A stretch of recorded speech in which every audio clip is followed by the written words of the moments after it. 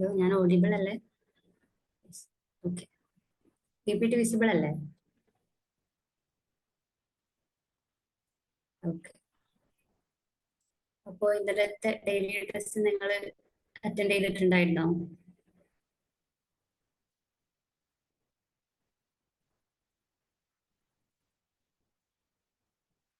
ഇല്ല, ആരും ചെയ്തിട്ടില്ലായിരുന്നു. ഓക്കെ. അപ്പൊ ഏതായിരുന്നു ടോപ്പിക്? ഏതായിരുന്നു?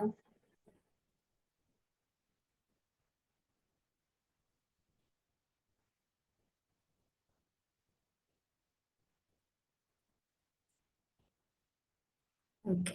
ഹയർ എഡ്യൂക്കേഷന് വന്നിട്ടുള്ള ഇന്നലത്തെ ഡെയിലി ടെസ്റ്റിൽ വന്നിട്ടുള്ള ഒരു 10 ക്വസ്റ്റ്യൻസ് ആണ് നമ്മളിപ്പം ഇന്നിവിടെ ഡിസ്കസ് ചെയ്യാൻ പോകുന്നത്.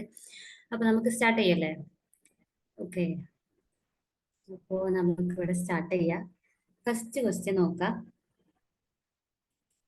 Arrange the following events in the correct chronological sequence. Chronologically arrange ചെയ്യാൻ വേണ്ടിയിട്ടാണ്. നിങ്ങളൊന്ന് ആൻസർ പറയട്ടോ, എന്താണ് എന്നുള്ളത്. വന്നിട്ട് establishment of university of Madras, introduction of Indian universities act, establishment of UGC, first national education policy of India. Answer എന്താണ്? Yes, എല്ലാവരും right answer വരുന്നത് എ ആണല്ലേ. ഈ establishment of university of Madras ഏത് ഇയർ ആയിരുന്നു? ഏത് ഇയർ ആണ് യൂണിവേഴ്സിറ്റി ഓഫ് മദ്രാസ് എസ്റ്റാബ്ലിഷ് ചെയ്യുന്നത്? Yes, very good. 1857. ആ സെയിം ഇയർ തന്നെ എസ്റ്റാബ്ലിഷ് ചെയ്ത മറ്റു രണ്ട് യൂണിവേഴ്സിറ്റികൾ ഏതായിരുന്നു? ആ same year, yes, Calcutta and Mumbai. ഇത് മൂന്നും ഒരേ സെയിം ഇയറിലാണ് എസ്റ്റാബ്ലിഷ് ചെയ്യുന്നത്. യെസ്. അപ്പോൾ നമ്മളിവിടെ ഫസ്റ്റ് വരുന്നത് establishment of university of Madras ആണ്. പിന്നെ വരുന്നത് introduction of Indian universities act. അത് ഏത് ഇയർ ആണ് ഇന്ത്യൻ യൂണിവേഴ്സിറ്റീസ് ആക്ട് വരുന്നത്, ഇൻട്രൊഡ്യൂസ് ചെയ്യുന്നത്? ഓക്കെ. അത് ആരുടെ കാലഘട്ടത്തിലായിരുന്നു? ഏത് വൈസ്രോയുടെ കാലഘട്ടത്തിലാണ്?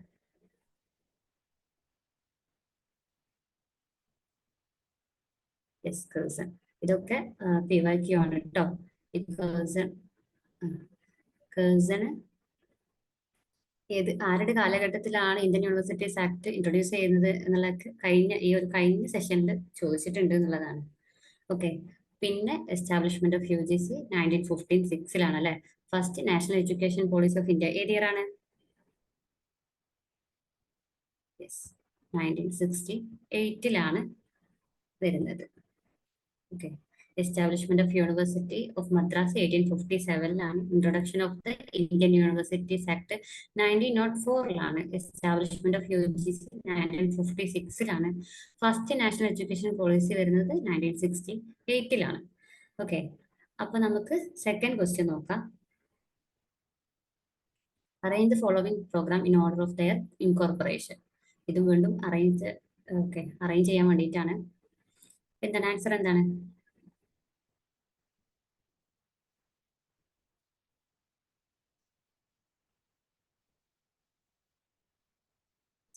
DAB എല്ലാതും ഉണ്ടല്ലേ. ഓക്കെ, നമുക്ക് നോക്കാം ആൻസർ എന്താന്നുള്ളത്.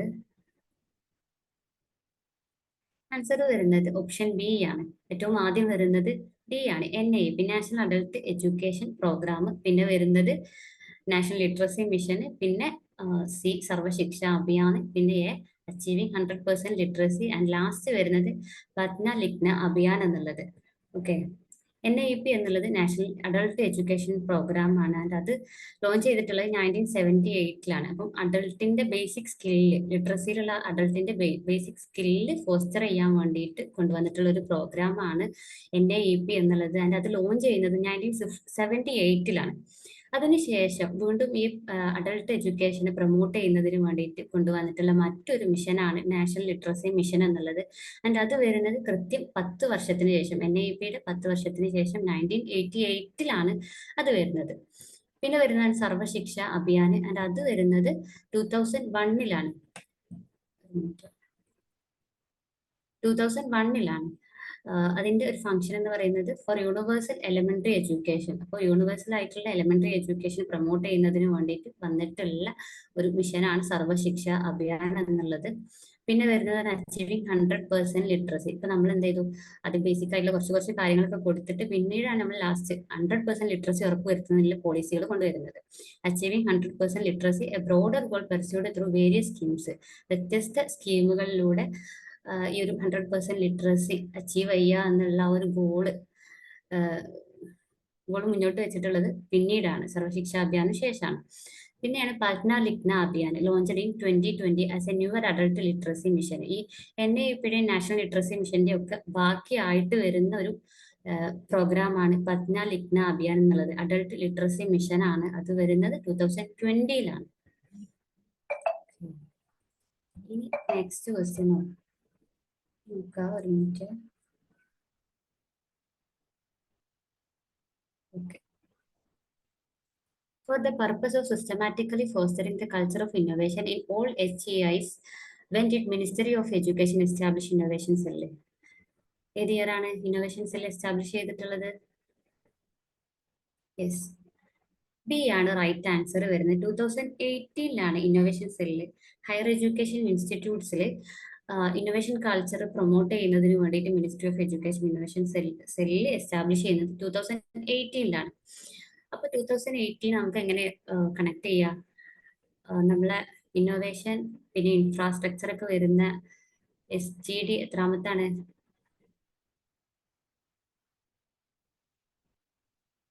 Millennium development goal, sustainable development goal, അത് കഴിഞ്ഞിട്ട് ഇന്നോവേഷൻ വരുന്നത്, ഇന്നോവേഷൻ ഇൻഫ്രാസ്ട്രക്ചർ ഒക്കെ വരുന്നത്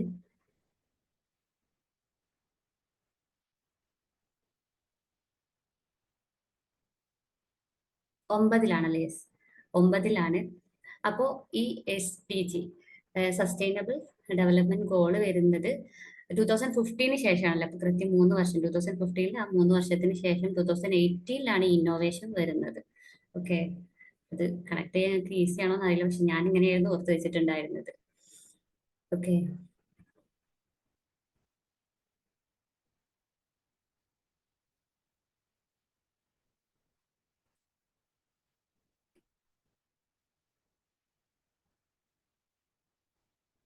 ഒന്നുകൂടെ പറയൂ, ഏതാ പറയേണ്ടത്? അതായത് നമ്മള് ഇന്നോവേഷൻ, ഓക്കെ, ഇന്നോവേഷൻ സെല്ല് എന്ന് പറയുമ്പോൾ അത് നമ്മുടെ ഇന്നോവേഷൻ എൻവയോൺമെന്റിൽ SDG പറയുന്നുണ്ടല്ലോ, സസ്റ്റൈനബിൾ ഡെവലപ്മെന്റ് ഗോളില് ഇന്നോവേഷൻ ഇൻഫ്രാസ്ട്രക്ചർ ഒന്നും കൂടി ഇല്ലേ? ഇന്നോവേഷൻ ഇൻഫ്രാസ്ട്രക്ചർ 3 എന്നാ ഞാൻ പഠിച്ചിട്ടുണ്ടായിരുന്നത്. 3 അപ്പോൾ 3ന്റെ സ്ക്വയർ 9. അപ്പോൾ 9 എന്താണ്? Innovation infrastructure. പിന്നെ ഒരു ഐയും കൂടി ഉണ്ട്, ആർക്കെങ്കിലും ഓർമ്മ ഉണ്ടോ? Yes, industry. അങ്ങനെയായിരുന്നു ഞാൻ പഠിച്ചിട്ടുണ്ടായിരുന്നത്. അപ്പൊ അത് വരുന്നത് 2015 ശേഷമാണല്ലേ ഈ സസ്റ്റൈനബിൾ ഡെവലപ്മെന്റ് ഗോൾ വരുന്നത്. അപ്പൊ അതിൽ വരുന്ന ഒരു ഇയർ ആണല്ലോ 2018, 2015 ശേഷം. അങ്ങനെ അത് ഓർത്ത് വെക്കുക എന്നുള്ളത് കുറച്ച് ഇങ്ങനെ കണക്ട് ചെയ്യുക എന്നുള്ളത് കുറച്ച് ബുദ്ധിമുട്ടാണ്. ചിലപ്പോൾ ചിലർക്ക് നേരിട്ട് പഠിക്കുക എന്നുള്ളതാവും കുറച്ചും കൂടി സിമ്പിൾ. 2018 ഇന്നോവേഷൻ സെല്ല് അങ്ങനെ പഠിക്കുന്നതാവും സിമ്പിൾ. പക്ഷെ നമുക്ക് എന്താ പറയുക, കൺഫ്യൂഷൻ ഒക്കെ ഉണ്ടാകുന്ന സമയത്ത് നമുക്ക് ഹെൽപ്ഫുൾ ആവും. ഓക്കെ, മനസ്സിലായോ പറഞ്ഞത്? ഞാൻ ഒന്നുകൂടി പറയണോ? ഓക്കെ ആണോ?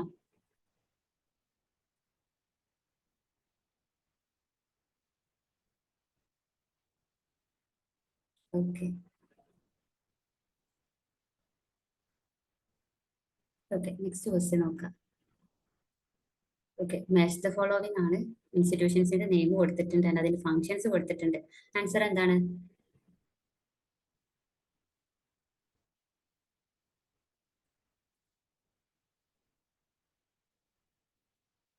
ഓക്കെ, ഡി ആണ്. എല്ലാവരും ഒരേ സ്വരത്തിൽ പറയുന്നുണ്ട് ഡി എന്ന്.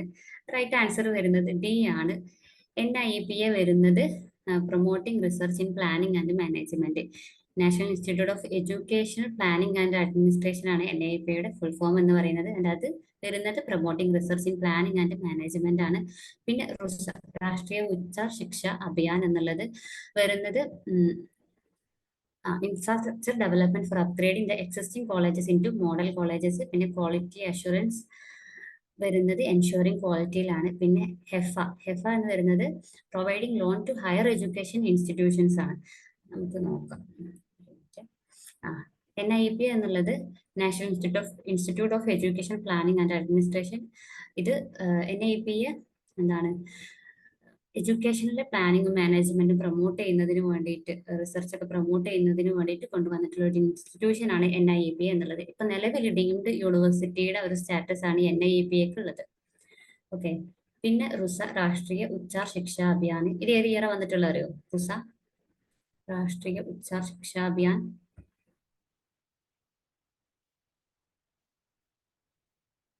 എനിവൺ? രാഷ്ട്രീയ, യെസ്, 2013ലാണ്. 2013ലാണ് റുസ വരുന്നത്. റുസ പറഞ്ഞപ്പോ ചോദിക്കുക, RMS രാഷ്ട്രീയ മാധ്യമിക് ശിക്ഷാ അഭിയാൻ, അത് ഏത് ഇയർ ആയിരുന്നു? RMS RUSA രാഷ്ട്രീയ മാധ്യമിക് ശിക്ഷാ അഭിയാൻ 2009-ലല്ലേ?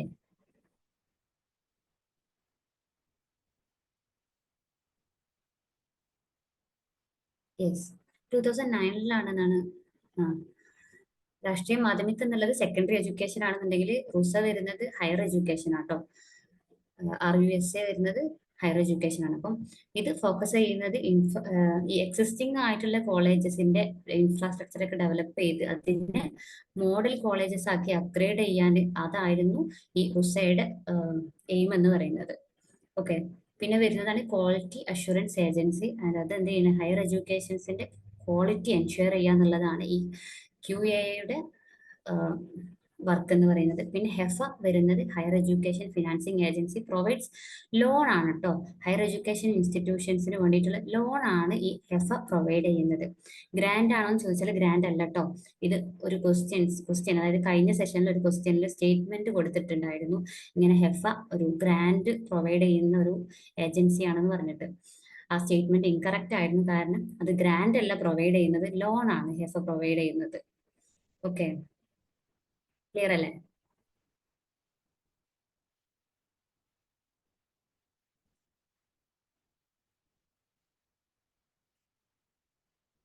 യെസ്, ഗ്രാൻഡ് അല്ല. അതായത് ഗ്രാൻഡ് എന്ന് പറയുമ്പോൾ നമ്മൾ ഫ്രീ ആയിട്ട് കൊടുക്കുന്നതാവുമല്ലോ. അതേസമയം ലോൺ എന്ന് പറയുമ്പോൾ നമ്മൾ തിരിച്ചടക്കേണ്ടി വരും, അങ്ങനെയല്ലേ? അപ്പൊ ഹെഫ പ്രൊവൈഡ് ചെയ്യുന്നത് ലോൺ ആണ്, ഗ്രാൻഡ് അല്ല. അങ്ങനെ ഒരു സ്റ്റേറ്റ്മെന്റ് ക്വസ്റ്റ്യൻ വന്നിട്ടുണ്ട്. നെക്സ്റ്റ് ക്വസ്റ്റ്യൻ നോക്കാം. ഓക്കെ, മാച്ച് ദ ഫോളോവിംഗ് ആണ് AICTE എസ്റ്റാബ്ലിഷ് ചെയ്തത്: ICHR, NITI Aayog, ICPR. Answer എന്താണ്? AICTE എസ്റ്റാബ്ലിഷ് ചെയ്തത് ഒരുപാട് ഇമ്പോർട്ടന്റ് ആണ് കേട്ടോ. നമ്മൾ ഈ ഒരു സെഷനിൽ തന്നെ വേറൊരു ക്വസ്റ്റ്യൻ AICTE എസ്റ്റാബ്ലിഷ് ചെയ്യുന്നത് നമ്മൾ ഡിസ്കസ് ചെയ്യുന്നുണ്ട്.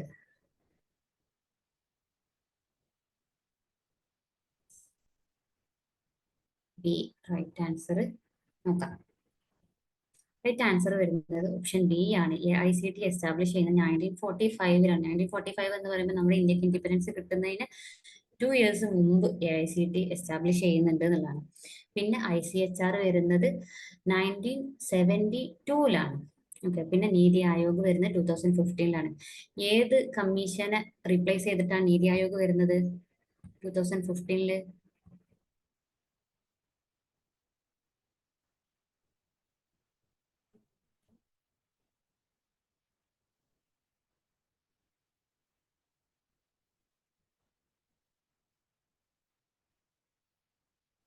Yes, planning commission.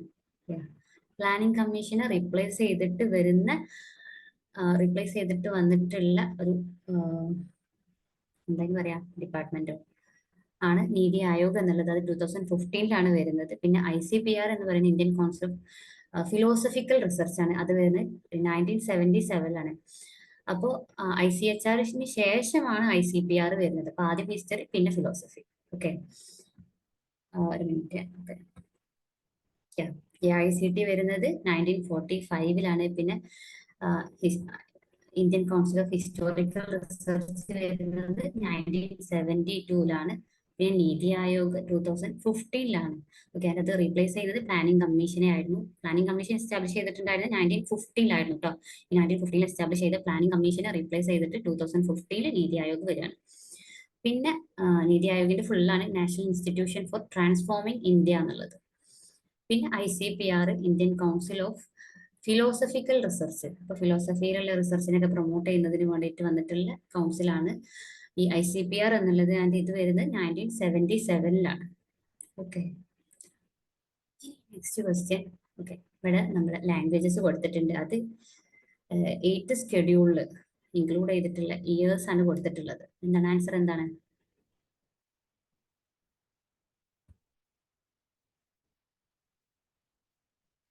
ആൻസർ? എന്താണ്? കട്ടാകുന്നുണ്ടോ? ഓഡിബിൾ അല്ല? ഇനി റേഞ്ച് ഇഷ്യൂ?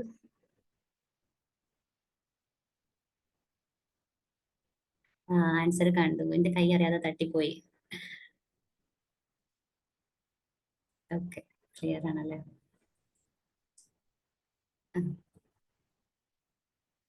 ആൻസർ വരുന്നത് സി ആണ്.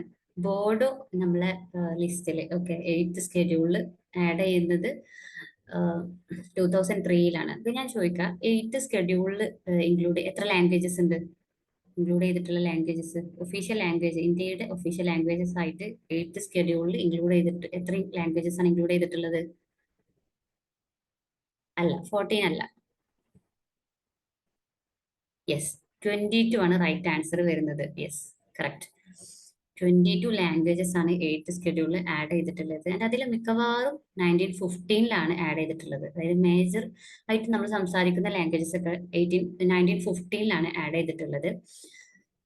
നോക്കാം. A4 അതായത് ബോർഡ് വരുന്നത് 2003. പിന്നെ ബി പഞ്ചാബ് 1915, സിന്ധി വരുന്നത് 1967, പിന്നെ നേപ്പാളി വരുന്നത് 1992. ഞാനിവിടെ കൊടുത്തിട്ടുണ്ട് ഓരോ ഇയേഴ്സ്. ഇതാ 22 ലാംഗ്വേജസ് ഉണ്ട്. അതിൽ മേജർ ആയിട്ട് നമ്മൾ സംസാരിക്കുന്ന ലാംഗ്വേജസ് ഉണ്ടല്ലോ, അതൊക്കെ എന്താണ് 1915 തന്നെ ആഡ് ചെയ്തിട്ടുണ്ട് എന്നുള്ളതാണ്. ഇപ്പൊ ആസാമീസ്, ബംഗാളി, പിന്നെ നമ്മുടെ മലയാളം, സംസ്കൃത്, പിന്നെ ഹിന്ദി, ഉറുദു, ഇവയൊക്കെ 1915 തന്നെയാണ് ആഡ് ചെയ്തിട്ടുള്ളത്. പിന്നെ അത്ര തന്നെ സംസാരിക്കാത്ത ലാംഗ്വേജസ് ഉണ്ടല്ലോ, അതൊക്കെയാണ് 2003, പിന്നെ 1992 ആഡ് ചെയ്തിട്ടുള്ളത്. 1967 ആ ഒരൊറ്റ ലാംഗ്വേജ് മാത്രമേ ആഡ് ചെയ്തിട്ടുള്ളൂ. ആൻഡ് അത് സിന്ധിയാണ് കേട്ടോ. വേറെ ഇല്ലല്ലോ? ഇല്ല. ഓക്കെ, ഇല്ല. സിന്ധി മാത്രമാണ് 1967 ആഡ് ചെയ്തിട്ടുള്ളത്. പിന്നെ അതേപോലെ 1992 ആഡ് ചെയ്തിട്ടുള്ള ലാംഗ്വേജസ് ആണ് നേപ്പാളി, പിന്നെ മണിപ്പൂരി. ഇവിടെ മണിപ്പൂരി ഉണ്ട്. പിന്നെ അതിന് തൊട്ട് മുകളിൽ കൊങ്കണി. ഓക്കെ, ഈ 3 ലാംഗ്വേജസ് ആണ് 1992 ആഡ് ചെയ്തിട്ടുള്ളത്. അതേപോലെ 2003 ആഡ് ചെയ്തിട്ടുള്ളത് ബോഡോ, ദോഗ്രി, പിന്നെ മൈഥിലി, പിന്നെ സാന്താളി. ഈ കുറച്ച് ലാംഗ്വേജസ് ആണ് 2003 ആഡ് ചെയ്തിട്ടുള്ളത്. അപ്പോൾ ഓക്കെ, മേജർ ആയിട്ട് വരുന്നതൊക്കെ എന്താണ് 1915 നമ്മുടെ മലയാളവും ഒക്കെ 1915 ഓക്കെ അല്ലേ? നെക്സ്റ്റ് ക്വസ്റ്റ്യൻ നോക്കിയാലോ? റെഡി അല്ലേ? Okay, yes. Okay, next question നോക്കാം. Which of the following are four guiding principles in the development of higher education in India? Dropped question ആണ്. അപ്പം ഇത് ഡ്രോപ്പ് ചെയ്യാനുള്ള കാരണം ഇവിടെ ചോദിച്ചിട്ടുള്ളത് ഫോർ ഹയർ എഡ്യൂക്കേഷന്റെ ഡെവലപ്മെന്റിനെ ഗൈഡ് ചെയ്യുന്ന ഫോർ പ്രിൻസിപ്പിൾസ് ഏതാണ് ക്വസ്റ്റ്യന്. റൈറ്റ് ആൻസർ വരുന്നത് ആക്സസ്, ഇക്വിറ്റി, അക്കൗണ്ടബിലിറ്റി, ക്വാളിറ്റി എന്നുള്ളതാണ്. ഇക്വാളിറ്റി അല്ല, ക്വാളിറ്റി ആണ് റൈറ്റ്.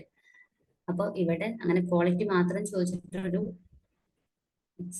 ക്വാളിറ്റി ആൻഡ് അക്കൗണ്ടബിലിറ്റി, ഇത് നാലുമാണ് ഫോർ ഗൈഡിങ് പ്രിൻസിപ്പിൾസ് എന്നുള്ളത്. ഓക്കെ, ഇക്വാളിറ്റി അല്ല, ക്വാളിറ്റി ആണ്. സോ നെക്സ്റ്റ് ക്വസ്റ്റ്യൻ നോക്കാം. ഇൻസ്റ്റിറ്റ്യൂഷൻ ഓഫ് നാഷണൽ ഇമ്പോർട്ടൻസ്, പിന്നെ ഇയറും കൊടുത്തിട്ടുണ്ട്. എന്താണ് റൈറ്റ് ആൻസർ?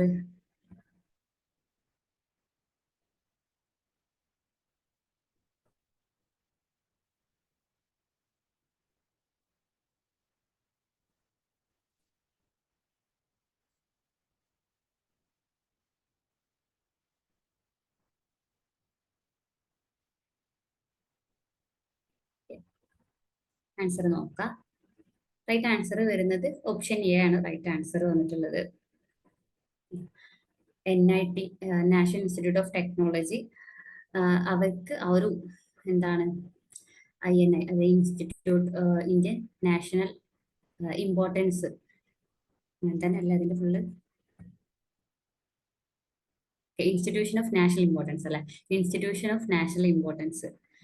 ഓക്കെ, ആ ഒരു സ്റ്റാറ്റസ് ലഭിക്കുന്നത് 2007 കേട്ടോ NITക്ക് വരുന്നത്. പിന്നെ ഇന്ത്യൻ ഇൻസ്റ്റിറ്റ്യൂട്ട് ഓഫ് മാനേജ്മെന്റ് വരുന്നത് 2017 പിന്നെ Indian institute of information technology IIIT അത് വരുന്നത് 2014 പിന്നെ IIT അതായത് ഇൻസ്റ്റിറ്റ്യൂട്ട് ഓഫ് ടെക്നോളജി ആക്ട്, അതായത് IITക്ക് ആ ഒരു INI സ്റ്റാറ്റസ് ലഭിക്കുന്നത് 1961. അപ്പൊ ആദ്യം വരുന്നത് ആർക്കാണ്? IITക്കാണ്. പിന്നെ ഈ IIT പോലെ തന്നെ ഇമ്പോർട്ടന്റ് ആയിട്ടുള്ള നമ്മൾ എപ്പോഴും കേൾക്കുന്ന ഒന്നാണല്ലോ NIT, പിന്നെ വരുന്നത് NITക്കാണ്. പിന്നെ വരുന്നത് ഇതേപോലെ ടെക്നോളജി റിലേറ്റ് ആയിട്ട് തന്നെ IIIT, അതായത് ഇന്ത്യൻ ഇൻസ്റ്റിറ്റ്യൂട്ട് ഓഫ് ഇൻഫോർമേഷൻ ടെക്നോളജിക്കാണ് പിന്നെ വരുന്നത്. ആൻഡ് പിന്നെ ഏറ്റവും last Indian institute of management. അപ്പോൾ ആദ്യം മൂന്നും വരുന്നത് ടെക്നോളജി റിലേറ്റ് ചെയ്തിട്ടാണ്, പിന്നെ നാലാമത്തതാണ് മാനേജ്മെന്റ്. ഓക്കെ ഓക്കെ അല്ലേ?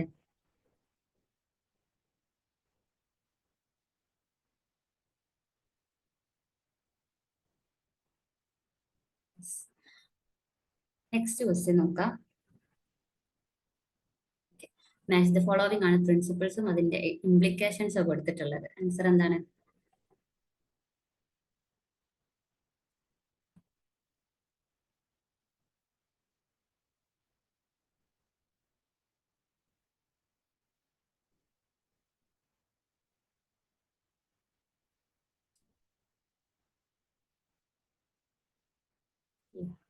ആൻസർ നോക്കാം നമുക്ക്.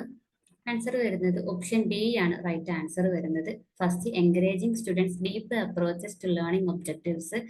അത് മാച്ച് ചെയ്ത് വരുന്നത് task design should be approached from programme wide perspective. അതായത് വിദ്യാർത്ഥികളുടെ സ്റ്റുഡൻസിന്റെ ലേണിംഗ് ഒബ്ജക്റ്റീവ്സിനോടുള്ള ഒരു ഡീപ്പ് അപ്രോച്ചസിനാണ് എൻകറേജ് ചെയ്യേണ്ടത്. അത് എങ്ങനെ എൻകറേജ് ചെയ്യാം?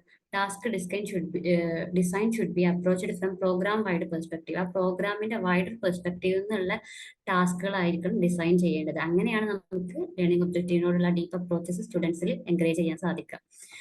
ഫോർ എക്സാമ്പിൾ പറയുകയാണെന്നുണ്ടെങ്കിൽ, ഇപ്പൊ നമുക്ക് ഇപ്പൊ ഞാൻ ഒരു ക്ലാസ് എടുക്കാൻ പോവാണ്. അപ്പൊ ക്ലാസ് എടുക്കുമ്പോൾ ഞാൻ എടുക്കാൻ പോകുന്നത് പൊല്യൂഷനെ കുറിച്ചാണ്, കുട്ടി ക്ലാസ് എടുക്കാൻ പോകുന്നത്.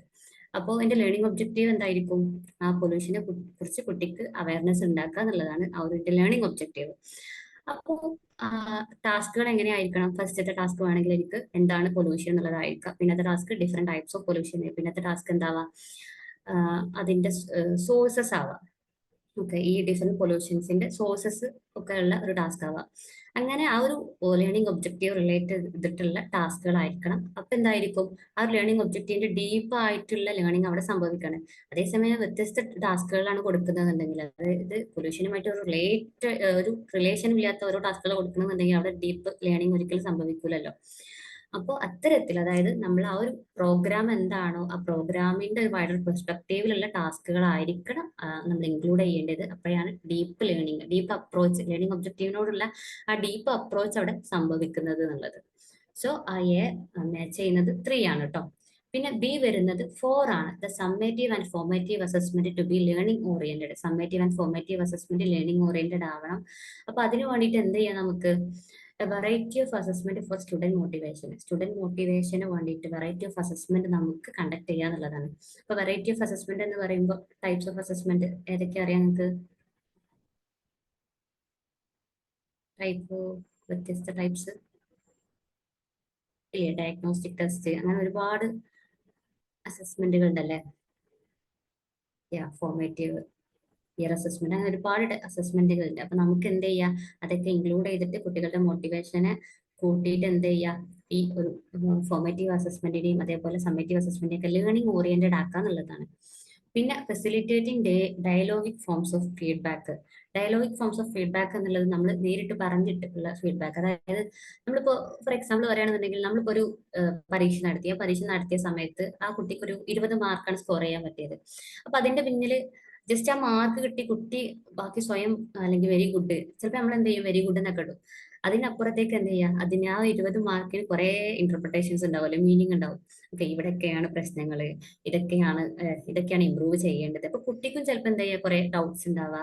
അതായത് ഇപ്പൊ ഞാൻ ഏതൊക്കെ കാര്യങ്ങളിലാണ് ഇമ്പ്രൂവ് ചെയ്യേണ്ടത്, ഇത് എങ്ങനെ ഇമ്പ്രൂവ് ചെയ്യണം, അങ്ങനത്തെ ഡൗട്ട്സുകൾ കുട്ടിക്ക് ഉണ്ടാവും. അപ്പൊ അങ്ങനെ ഇമ്പ്രൂവ്, അതായത് രണ്ടുപേരും എഡ്യൂക്കേറ്ററും ലേണറും തമ്മിൽ എന്താ പറയുക കമ്മ്യൂണിക്കേറ്റ് ചെയ്തിട്ടുള്ള ഫീഡ്ബാക്കുകളാണ് ഡയലോഗിക് ഫോംസ് ഓഫ് ഫീഡ്ബാക്ക് എന്ന് പറയുന്നത്. അപ്പൊ അത് എങ്ങനെ ഫെസിലിറ്റേറ്റ് ചെയ്യാം? Feedback should be embedded within assessment practices. നമ്മൾ അസസ്മെന്റ് പ്രാക്ടീസസിന്റെ കൂടെ തന്നെ ഇന്റഗ്രേറ്റ് ചെയ്തിട്ട് ഫീഡ്ബാക്ക് നൽകാന്നുള്ളതാണ് ഈ ഒരു dialogic forms of feedback facilitate ചെയ്യാനുള്ള ഒരു മാർഗം. ഈ അസസ്മെന്റ് പ്രാക്ടീസ് എന്ന് പറയുമ്പോൾ ഡിഫറെന്റ് അസസ്മെന്റ് പ്രാക്ടീസസ് ഉണ്ട് അല്ലെ. ഇപ്പോൾ ക്വിസ് ഉണ്ടാവുക, ഡിസ്കഷൻസ് ഉണ്ടാവുക. അപ്പൊ അതൊക്കെ ചെയ്യുന്ന സമയത്ത് എന്താ ചെയ്യുക, അപ്പൊ തന്നെ കുട്ടികൾക്ക് ഫീഡ്ബാക്ക് ഒക്കെ കൊടുത്തുകൊണ്ട് ആ ഒരു ലേണിംഗ് കൂട്ടുക എന്നുള്ളതാണ് പറയുന്നത്. ഓക്കെ, സോ അപ്പൊ എന്ത് സി വരുന്നത് 1 ആണ്. പിന്നെ involving some personal student investment. Okay, സ്റ്റുഡന്റിന്റെ അവർ ഇനീഷ്യേറ്റ് ചെയ്ത് അവരുടെ പഠനത്തിൽ ലേണിംഗിൽ അവരുടെ ഇൻവെസ്റ്റ്മെന്റ് നടത്തുക. അപ്പൊ എന്ത് സംഭവിക്കും? Greater sense of ownership by students. അപ്പൊ അവരുടെ ലേണിംഗിൽ അവരുടെ റെസ്പോൺസിബിലിറ്റി ആണ്, അല്ലെങ്കിൽ അവരുടെ ഓണർഷിപ്പ് ആണ് എന്നുള്ള ആ ഒരു സെൻസ് കുട്ടികൾക്ക് ഉണ്ടാവും എന്നുള്ളതാണ്. സോ ഡി മാച്ച് ആവുന്നത് 3യുമായിട്ടാണ്. ഓക്കെ, ഇതാണ് deep learning requires coherent curriculum design across the program. പ്രോഗ്രാംസിന് ഓക്കെ, ആ പ്രോഗ്രാംസിലൂടെ നിങ്ങൾ എന്ത് വേണം? ഒരു കൊഹറന്റ് ആയിട്ട് അനുയോജ്യമായിട്ടുള്ള ഒരു കരിക്കുലം അവിടെ ഡിസൈൻ ചെയ്യണം, എങ്കിലാണ് ഡീപ്പ് ലേണിംഗ് നടക്കുള്ളൂ എന്നുള്ളതാണ്. പിന്നെ ലേണിംഗ് ഓറിയന്റഡ് അസസ്മെന്റ് ഈ ഡൈവേഴ്സ് ഫോർമാറ്റ് ടു എൻഗേജ് സ്റ്റുഡൻസിനെ എൻഗേജ് ചെയ്യാൻ വേണ്ടിയിട്ട് ഡൈവേഴ്സ് ആയിട്ടുള്ള അസസ്മെന്റുകൾ നമുക്ക് വേണം എന്നുള്ളതാണ്. പിന്നെ dialogic feedback means ongoing embedded feedback. Dialogic feedback എന്ന് പറയുമ്പോൾ ഓൺഗോയിങ് ആണ്, കണ്ടിന്യൂസ് ആയിട്ടുള്ള ഫീഡ്ബാക്കുകളാണ്. അപ്പോൾ ഓരോ ആക്ടിവിറ്റീസും നമ്മൾ എന്ത് ചെയ്യണം? ഈ ഫീഡ്ബാക്ക് ഇന്റഗ്രേറ്റ് ചെയ്തിട്ട് ഉള്ള പ്രവർത്തനങ്ങളായിരിക്കണം ഉണ്ടാവേണ്ടത്. പിന്നെ personal investment increases ownership in learning. അപ്പൊ നമ്മൾ സ്വയം ഇൻവെസ്റ്റ് ചെയ്തിട്ട് പഠിക്കുക എന്ന് പറയുമ്പോൾ എന്താവും? നമ്മൾ തന്നെ ആ ലേണിംഗിന്റെ റെസ്പോൺസിബിലിറ്റി ഏറ്റെടുക്കും എന്നുള്ളതാണ്. ഓക്കെ, അപ്പോൾ അതാണ് വരുന്നത്. പിന്നെ നെക്സ്റ്റ് ക്വസ്റ്റ്യൻ നോക്കാം. ഓക്കെ, ഇതൊക്കെ അല്ലേ?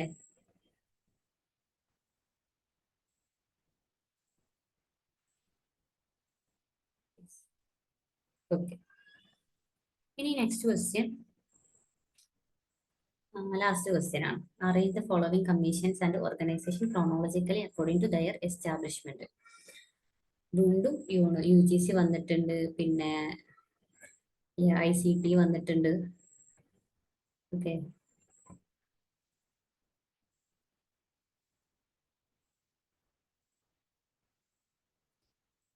എല്ലാവരും ബി പറയുന്നുണ്ട്. നമുക്ക് ആൻസർ നോക്കാം. ആൻസർ വരുന്നത് ഓപ്ഷൻ ബി ആണ് റൈറ്റ് ആൻസർ വരുന്നത്.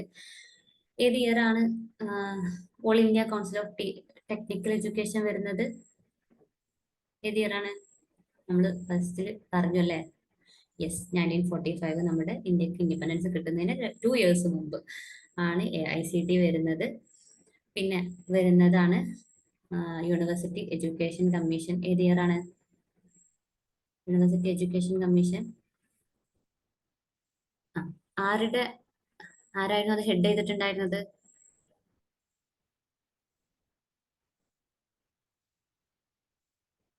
യൂണിവേഴ്സിറ്റി എഡ്യൂക്കേഷൻ കമ്മീഷൻ ഹെഡ് ചെയ്തിട്ടുള്ളത്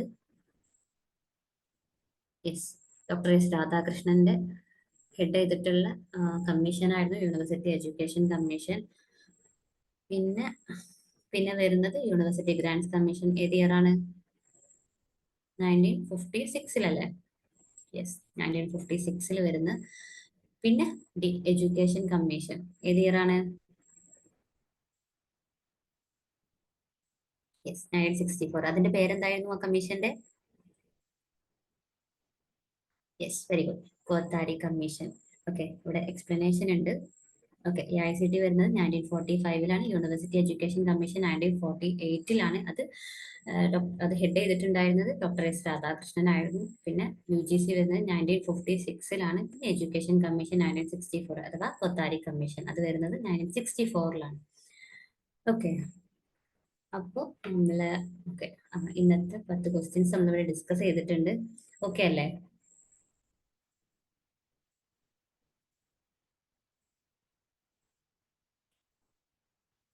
ഓക്കെ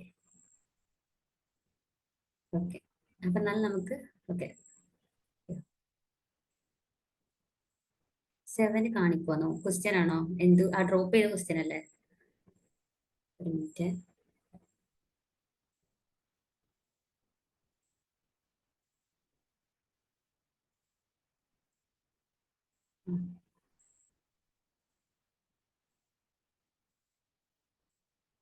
ഇതല്ലേ?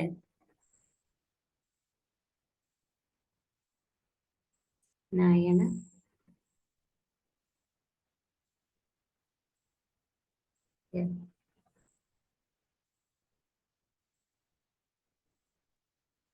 ആ നയണ് ഓക്കെ. നയണ് ക്വസ്റ്റ്യൻ മാത്രം കണ്ടാൽ മതിയോ, അതോ എക്സ്പ്ലനേഷൻ കാണാനാണോ ചോദിക്കുന്നത്?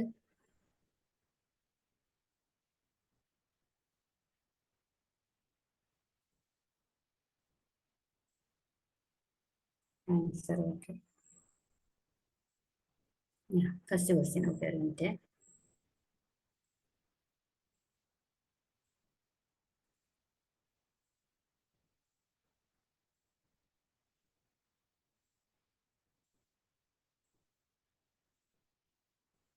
First question.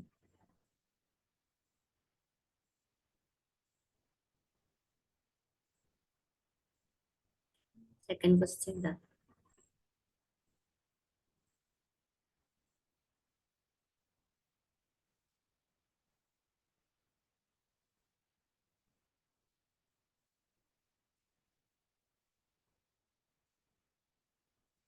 ആ അതെ, ഡെയിലി ടെസ്റ്റ് ആപ്പിൽ അവൈലബിൾ ആവുമല്ലോ. അവൈലബിൾ ആവും. ഫസ്റ്റോ? ഒരു മിനിറ്റ്.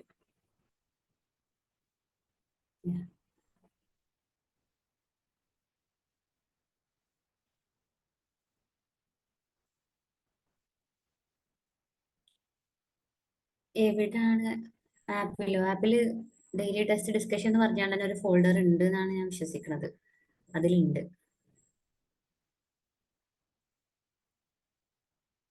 ഇത് നാളെ വരുള്ളൂ. Four guiding principles in the development of higher education.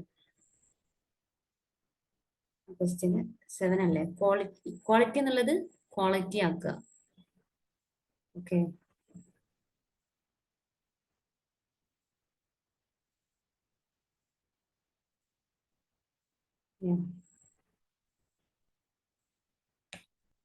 ഇതില് സി ഇല്ലേ, ആക്സസ്, ഇക്വിറ്റി, അക്കൗണ്ടബിലിറ്റി, പിന്നെ ഇക്വാളിറ്റി എന്നുള്ളത് ക്വാളിറ്റി ആണ് കേട്ടോ.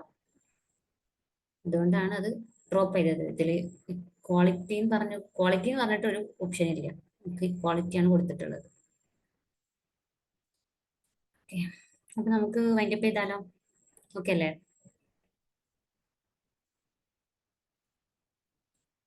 ഓക്കെ, അപ്പൊ നമുക്ക് ഈ ഒരു സെഷൻ ഇവിടെ വൈൻഡപ്പ് ചെയ്യാം. ഓക്കെ എല്ലാവരും. ഓക്കെ, ഗുഡ് നൈറ്റ് കേട്ടോ.